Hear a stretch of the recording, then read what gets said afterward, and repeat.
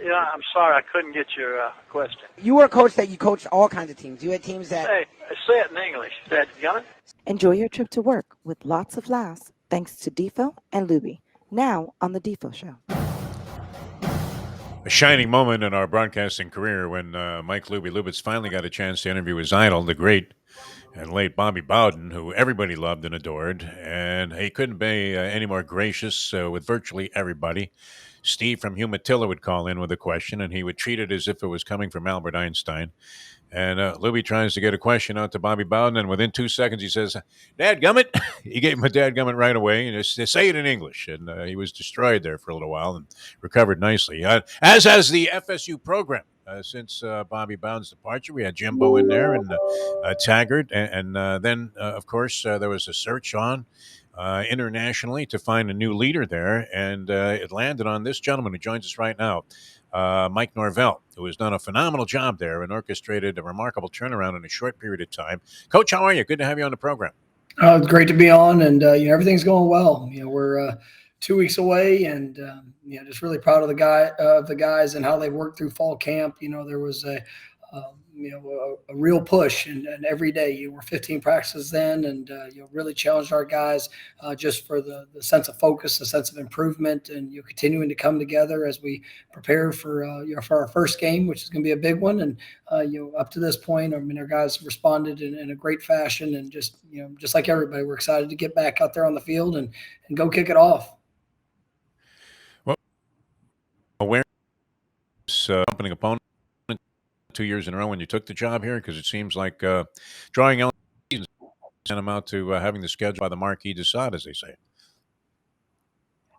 We're definitely excited about the showcase, the opportunity that we have. That's why you come to Florida State, to play in games like this, to open the season. Obviously a great opportunity, to be able to kick off and put on display the identity of this team and who we're all about. It's just.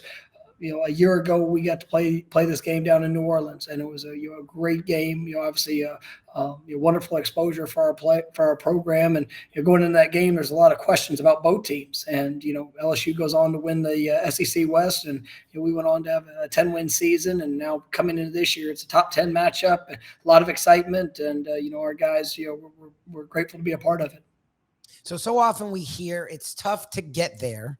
But then we hear it's even tougher to be there. And like you just said, 10-win season, first 10-win season for you at FSU, first 10-win season at FSU in a few years. But now you're the hunted. Expectations are high. Both sides of the ball look to be top 10 in the country. Special teams looks to be vastly improved. How is it different to be one with expectations as opposed to the one trying to have expectations? Well, we've always had expectations, and you don't come to FSU unless you have the highest expectations within. And, we try not to get caught up on what outside expectations are. But there's nobody that will ever have higher expectations than what we have within this building, within this team. The way that we work, the way that we push, not only on the field, but off the field. We want these guys best. And, I love who I get to coach. I love the young men that I get to be around every day, and obviously the staff that I'm a part of. So, we've always had high expectations, and as we've had to go through the journey to get to this point, I'm definitely glad that people on the outside are seeing our program in a great light, and we embrace that, and now we have to go and put on display who we are and what we're all about throughout the course of this season. So what's interesting is, look, it's Florida State, like you said. Even coming in, there was talent on the roster. The big issue. Look, what separates the great teams from the good teams to the mediocre teams is depth, right? Like depth is a huge thing. And the difference for you guys, it feels like now, as opposed to in years past, you are deep. Offensive line, you and Coach Atkins said yesterday, you can go as deep as 10 guys that you feel confident, if not more, can play in that offensive line, which a few years ago, FSU was at the bottom in the country at offensive line. Defensive line, Lovett comes back. Verse comes back. Both guys are NFL caliber players. You bring in Jackson from Miami, who you're still trying to get cleared with the waivers. You bring in Fisk, a monster transfer. So defensive line goes 2 to 3 deep.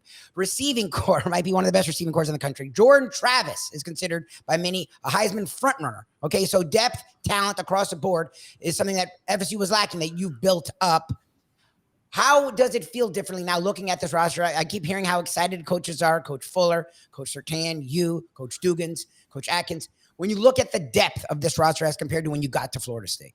Well, it's all about competition, and when you have quality competition at every position, it pushes guys, and everybody's trying to establish their role, their spot on this team. They, each player wants to make an impact, but you've got to show up on a consistent basis and prove that you're ready to make that impact. And when you're doing that with and against great players, I mean, it really pushes yourself. That every day you step into this building, every day you step into the meeting rooms, the weight room, locker room, out there on the practice field. I mean, you got to bring your A game, and that's what I love to see. And when you have the position battles of our offensive line going against our defensive line, receivers versus DBs, quarterbacks, and all that we try to do offensively against just a top-notch defense. I mean, that's where guys get to really improve in their game, improve in their skill set. You have to make the adjustments, as a coaching staff to make sure that we're showcasing, all the skills of our guys. And,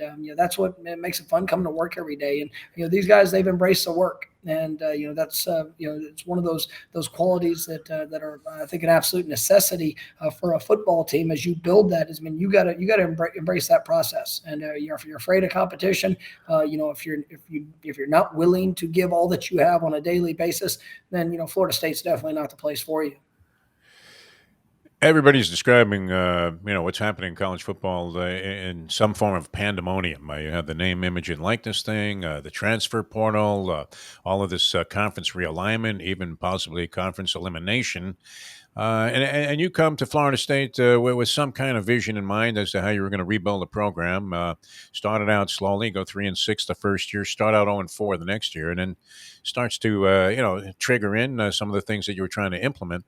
How much did that vision of what you thought you were going to have to do in terms of turning the program around change in the last couple of years with the acceleration of people using both name, image, and likeness and a transfer portal to both, bring in players and, you now have to actually recruit your own players from time to time. Yeah, I mean, the process of building the culture, setting the foundation, having, implementing the virtues and the characteristics that we wanted here, that didn't change. And the avenue of how players you get to transfer or to be able to come in and to have immediate eligibility. Our first couple of years here, we were limited to a 25 signee cap. And then obviously this last year, that got kind of you moved aside to where it was unlimited, and there was some opportunity there. And for us, it's the way it gets done. That's one thing, but the process of what we're doing and how we're building a team, how we're building a culture, how we're developing our players, and that's what we've had to stay true to. And you talked about the tough start. Nobody wanted to have to go through that. I mean, it's coaches, players, but sometimes you have to go through what you need to prove you can get through. And we needed that as a program. And now, as you see that we've taken some positive steps, it's about taking continuing to take steps of learning from those lessons, learning from the experience, the good, the bad, and just getting better. And that's what I really enjoyed, because we've got guys on this team that all have a different backstory. They all have a different path to what brought them here to Florida State, but now we're here together, and we get to support each other, we get to inspire each other, we get to help encourage each other on this journey, through the good days and the bad. And that's what makes my job such a wonderful one. And I love who I get to do it with. It's interesting. Like when it comes to college coaches, we sort of on our show mock the phony when it comes to sports. And a lot of times you hear these coaches will tell one kid one thing, another kid another thing. They'll load up on kids just for the recruiting rankings. But who knows what is really going to happen. From what we've heard from day one from you and your staff, whether it's recruits, players, coaches, parents, good and bad, you guys are real, quote unquote. And it's finally come around to the point where people are seeing it as a positive. But look, in early days, a lot of kids were upset that you were point blank honest with them. And I've heard this to a man from literally every person I've talked to about you and your staff, that it's not bogus, that you are straight up with current players, former players, recruits, parents, something that Coach Bowden seemed like he instilled in the program. But not all college coaches, it feels like they do it.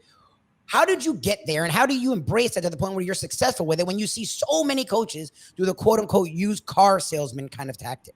Yeah, I mean, the whole recruiting process, it still comes down to when somebody says yes and they come to be a part of your team. I want them to know exactly what they're coming into, because it's not about winning signing day. It's really not. I mean, yes, it's a celebration for the kids, for their families, for all the work that's gone into it. Yes, I mean the university gets to celebrate a new player coming to the program, but on the other side of it, it's about what you do when they get there and how you're going to develop them, how they're going to be able to be pushed, to be a part of the program, to be a part of what you're continuing to build, because we are trying to put together the most talented football team, and it's not just about any one individual. It's not about any one coach. So I'd much rather be very transparent on the expectations, and then you find yourself with like-minded individuals, and those guys have gelled together really well, regardless of the backstory. But they all chose to come here, with a very transparent, view of what they were coming into. And obviously, as that has success and you're able to build upon that, guys can see themselves, and they want that, let me say, the right guys, want to be a part of that journey, and that's what we're experiencing here. I'm not as invested in Florida State as Lubie is. You guys routinely destroy my Syracuse orange every year, and set us back to reality that maybe that start was a little bit of a falsehood. And yet I couldn't help. I mean, one of the most memorable games for me viewing last year was that opener against LSU. If you could take us back to that, because obviously there's pressure all the time, but this was going to be an eye-opener for one team or the other. And as I recall, I mean, even I was getting as psychotic as Lubie does sometimes watching FSU football, watching you guys hang on in that game. What was that experience like for you, and how much did it serve as a springboard to the rest of the success that you had last season? No, I mean, it was a great game for us, and it wasn't a great game just because we found a way to win it, but really just even the swings. It was a close game in the first half. Back and forth, some missed opportunities that we had in the first half, and we go into halftime. We're able to kind of regroup, and you go out, played really, really well in the third quarter, and we were right there on the brink of really taking the game to put it out of reach, but had a few mistakes. And ultimately, when that happened, LSU was able to capitalize on it, and they made their run at the end. And but it still came down to a play. And I always tell our players, you never know when that one play is going to show up. Might be in the first quarter, might be in the fourth quarter. Well, in that game, it happened to be the very last one, and it came down to an effort play. Somebody just believed, and that's something that we really try to emphasize throughout the core of our program, and that's what made it special, is more how it was won, building up through all the swings that went through the course of that contest. Oh, it was great. Real thrill in Manila, and got us off to a good start in the football season as well. And let's hope it can carry on. This Jordan Travis looks terrific. I would imagine most coaches go to sleep at night, praying to God, my kingdom for a quarterback, and you have that. Just one last thing, if you don't mind, because we often ask other coaches about this if they have this ability. And it's a tradition at FSU, started by Bobby Bowden. His ability to recruit was largely based, we thought, on him having an iron cast stomach, where he could go into somebody's home and he would actually order, ask for another slice of Mama's meatloaf. Have you had that experience? Have you found that your culinary interests have expanded and horizons have expanded since you've taken over the FSU job? Well, I mean, throughout my career as a coach, whether as an assistant or a head coach, if I'm fortunate enough to get a home cooked meal whenever we're out on the road recruiting, regardless of what's served, you're going to see a smile on my face, and I'm going to enjoy all different aspects of it. Sometimes it's not just the taste, but it's one of those things that it's the joys of getting a sense of the young man, the family, all the people that have kind of invested in their experience and their journey. So it's definitely, you get a well